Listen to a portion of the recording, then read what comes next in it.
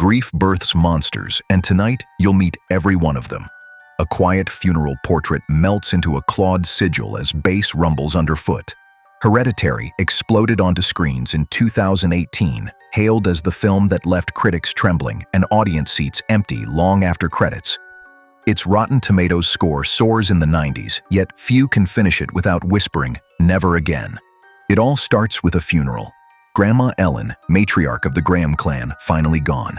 Daughter Annie delivers a clipped eulogy. Relief flickers in her eyes because Mom's shadow was always too large, too cold.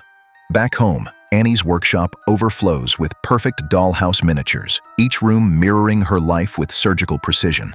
She glues furniture, walls, even tiny versions of her kids, as if controlling scale could control fate. But Ellen's hidden sigils still stain the real walls, symbols no one in the family can read. 12-year-old Charlie lingers near those symbols. She crafts eerie toys, decapitates birds for art, and punctuates silence with a wet, unsettling click of her tongue. Peanuts can kill her, but isolation kills her faster. Peter, the teenage son, just wants weed, friends, and distance from the grieving chaos downstairs. Their father, Steve, tries to patch holes with calm voices and late-night emails, but the house feels colder than his patience. Then comes a party Peter swears is just a school barbecue. He drags Charlie along, promising cake but ignoring the chopped nuts in the batter. Her throat closes on the drive home. Panic claws at the car interior. Peter floors it, swerves, and Charlie leans out the window, gasping for air, exactly as a telephone pole rises in the headlights. One sickening thud later, silence. Peter stares forward, unable to turn around, drives home, and slides into bed while Charlie's headless body remains in the back seat. Morning sunlight reveals the truth to Annie, who unleashes a howl that seems to crack the sky. Grief groups fail her until she meets Joan, a stranger whose comforting smile masks something ravenous. Joan teaches Annie a séance, swearing it will reconnect her with Charlie's spirit. An inverted glass moves. The familiar click echoes.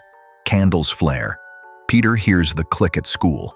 His own hand rises against his will and smashes his face into a desk, splintering bone and nerves. At home, Annie finds an album proving her mother and Joan were inseparable, robed in rituals honoring King Paimon, a demon of riches and mischief. Every photo screams conspiracy. Ellen, in ceremonial garb, gold circlets, hands raised in praise. Miniature Annie is now sculpted decapitated. The workshop feels like a prophecy machine stuck on doom. Night descends and the house swells with whispering wind. Annie, possessed by desperation, floats across the ceiling while Peter sleeps unwittingly below. As he wakes, she chases him to the attic where flies blanket the air and Grandma's headless corpse rots in secret.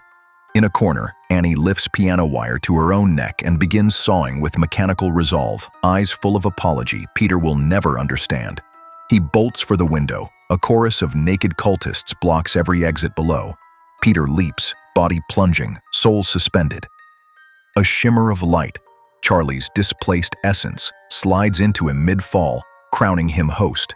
He rises, blank-eyed, and trudges toward the treehouse, glowing like an altar in the night. Inside, kneeling figures chant as headless bodies bow before him. Grandma's corpse, Annie's bloodless shell, and Charlie's crowned doll rest at his feet. They place a diadem on Peter's head, calling him Paimon, 8th king of hell, promising riches once housed in male flesh. Peter, now Paimon, breathes steadily while the cult hails their new monarch beneath twinkling Christmas lights. The camera lingers on silent, expressionless acceptance, reminding us inheritance sometimes arrives as a curse wrapped in grief. Hereditary isn't about ghosts. It's about the terror of family legacies we can't outrun. If this breakdown helped you face the darkness, tap subscribe, ring the bell, and let us guide you through tomorrow's nightmare, so you never watch alone. Until then, keep the lights on and the windows closed.